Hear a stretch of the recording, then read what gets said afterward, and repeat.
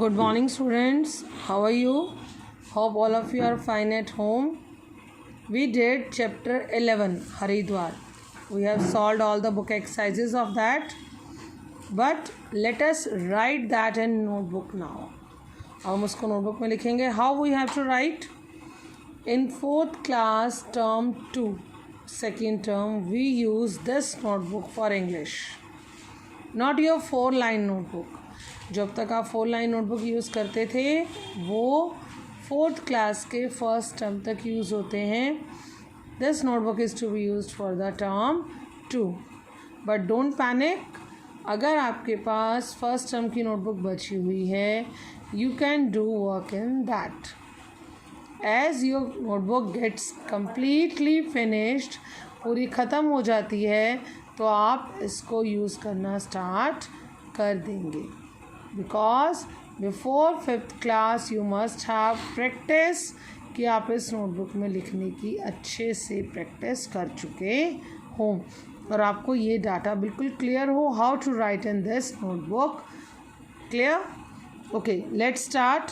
हमने कल क्या किया था अपनी नोटबुक में? Word meanings. We did word meanings. तो एक बार उसका फॉर्मेट भी देखेंगे कि कैसे लिखने थे आपको word meanings. October 5, 2020. I hope it is clear to you. सबको विजिबल है कि नीचे वाले अल्फ़ाबेट को तो आपकी लाइन टच करेगी, नीचे वाली लाइन को अल्फ़ाबेट्स टच करेंगे, बट ऊपर वाली लाइन को अल्फ़ाबेट्स टच नहीं करेंगे. Okay, then your day. What was the day yesterday? Monday. And what I told you, आपको क्या लिखना है? Online class. Clear? Then what? Chapter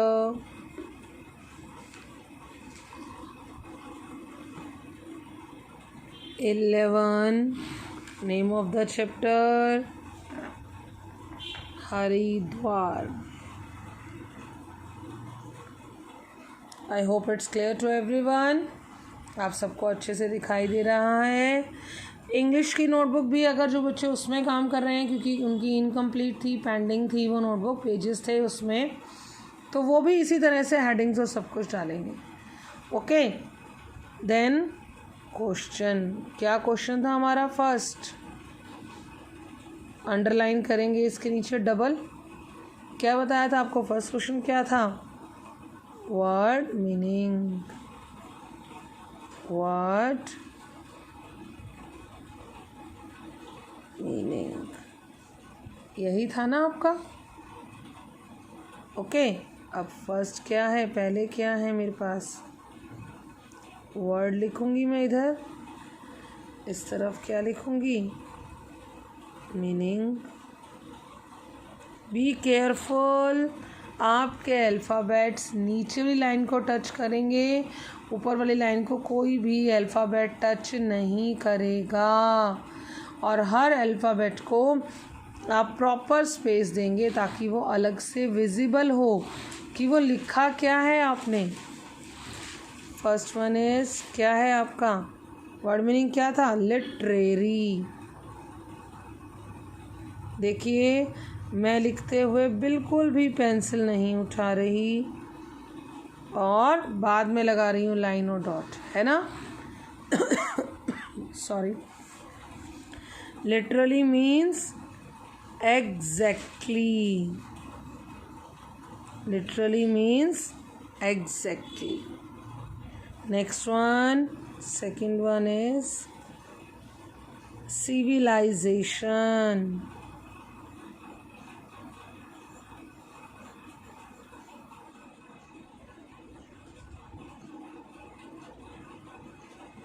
देखिए, मैंने सब सारी डॉट्स बाद में लगाई हैं. Civilization means culture. ऐसे ही अपने 6 के 6 वर्ड मीनिंग्स आप इसमें 8 हैं, सॉरी, तो आप 8 के 8 इसमें मेंशन कर देंगे। जब नोटबुक्स चेकिंग के लिए आए तो आपके 8 के 8 वर्ड मीनिंग्स इसमें मेंशन्ड होने चाहिए। मैंने लाइव क्लास में वर्ड मीनिंग्स के मीनिंग बताए थे और मैंने लेसन रीड आउट करते हुए भी मीनिंग क्लियर किए थे। फिर भी कोई डाउट हो so you can ask me any time. I hope आपको लिखने का पैटर्न क्लियर है। अब ये वीडियो सिर्फ आपको पैटर्न बताने के लिए है बेसिकली, कि पैटर्न कैसे होना चाहिए आपका लिखते हुए। ओके, आज आपने बाकी बुक एक्सरसाइज सॉल्व की है, बट क्वेश्चन आंसर आपको नोटबुक में मेंशन करने हैं। So today's date, it's the date today, and then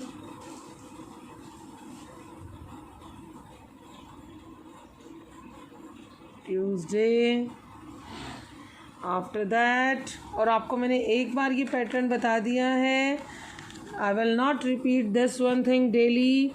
आपको ध्यान रखना है कि मैम हमें एक बार बता चुकी हैं कि date, day, online class, chapter number, chapter name, और आप जो भी चीज़ लिख रहे हैं उसका हेडिंग हर जगह मेंशन होना ज़रूरी है कि आप लिख क्या रहे हैं बेटा।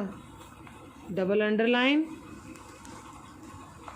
आई होप आपको मेरी बातें क्लियर हैं। फिर भी कोई डाउट है तो आप मुझे कॉल कर सकते हैं। आपका क्वेश्चन क्या बोला मैंने आपको? क्वेश्चन आंसर्स ना, तो it is here answer the following questions। आप देख रहे हैं मैं एक बार भी पेंसिल नहीं पिक कर रही हूँ। जब मैं एक वर्ड लिख रही हूँ तो पूरा विदाउट पेंसिल पिकिंग ये हो रहा है। क्वेश्चन नंबर ए, क्या है ये क्वेश्चन? Where is Haridwar? अब देखिए, वेयर इज़ हरिद्वार? वही है आपका। Now my answer is, actually हम शॉर्ट आंसर्स करने हैं, अदरवाइज़ इंग्लिश में ये पूरा सेंटेंस कंप्लीट होना चाहिए था। Haridwar is in Uttarakhand, but हम शॉर्ट आंसर्स कर रहे हैं। So will write only this one thing, ताकि आपको एग्ज़ाम्स में भी प्रॉब्लम नहीं आए और आप कंफ्यूज भी नहीं हों। It is my answer. Then you will leave 2 line space. After one answer you will leave 2 line space. Then question number B. What happened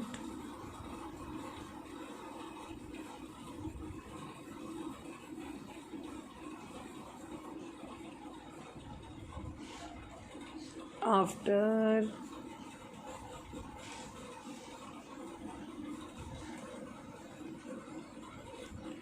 आपने 2 words के बीच में भी एटलीस्ट 1 फिंगर का स्पेस देना है, कि आपके प्रॉपर 2 वर्ड्स के बीच में भी आपको क्लैरिटी हो कि आप क्या लिख रहे हैं। ये नहीं एक दूसरे के साथ बिल्कुल चिपका के लिख दिया, क्लियर ही नहीं होगा, मैम को समझ में ही नहीं आएगा, आपको भी नहीं आएगा जब आप पढ़ेंगे। That what have I written, Samudra मंथन।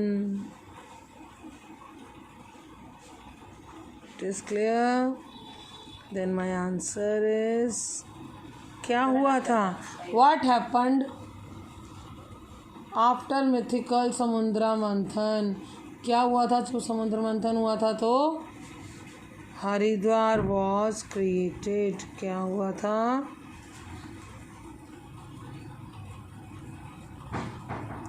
Haridwar was created. I think all these are clear. ऐसे ही आप बाकी सब आंसर्स भी लिख लेंगे. ओके.